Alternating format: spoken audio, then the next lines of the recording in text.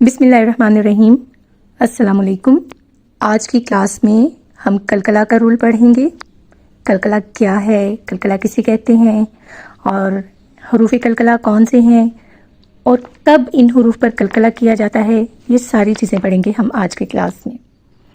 تو سب سے پہلے دیکھ لیتے ہیں کہ کلکلا کہتے کسے ہیں۔ اس کے لغوی معنی ہیں جنبش دینا، حرکت دینا،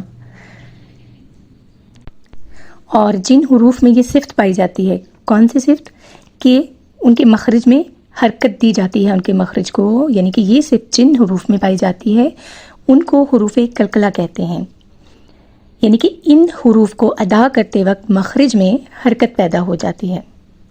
اچھا، اور یہ حرکت پیدا کب ہوتی ہے؟ اس کا اصول یہ ہے کہ یہ اس صورت میں ہوتی ہے کہ جب حروف کلکلا پہ جزم ہو۔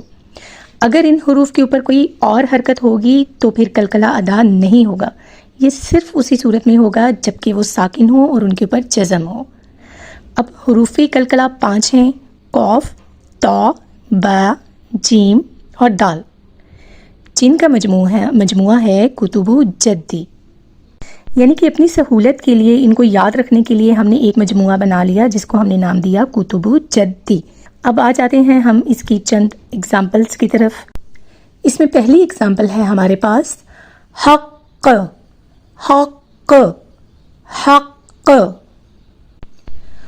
قاف چونکہ حروف کلکلا میں سے ایک ہے اور اس کے اوپر جزم ہے، تو اس لیے ہم نے قاف کے اوپر آواز کو پلٹایا، یعنی کہ کلکلا کیا۔ اب دوسری اگزامپل ہمارے پاس آ جاتی ہے نطفتن، نطفتن، نطفتن۔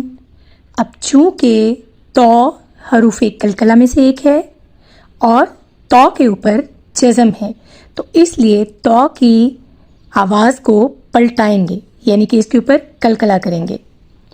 نیکسٹ ایگزامپل ہے ہمارے پاس یبقا، یبقا، یبقا۔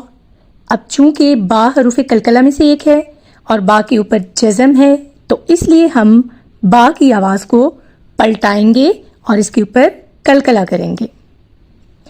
نیکسٹ ایگزامپل ہے ہمارے پاس تج ری، تج ری، تج ری۔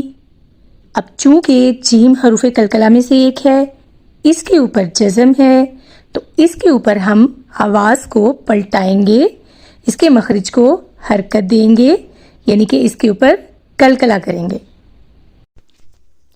اب ان ایگزامپلس کو ایک ساتھ دہرا لیتے ہیں۔ حق، حق، حق، نطفتن، نطفتن، نطفتن، یبقا، یبقا، یبقا، تجری، تجری، تجری۔ نیکسٹ کلاس میں ہم ایک نیا رول سیکھیں گے۔ تب تک کے لیے فی امان اللہ۔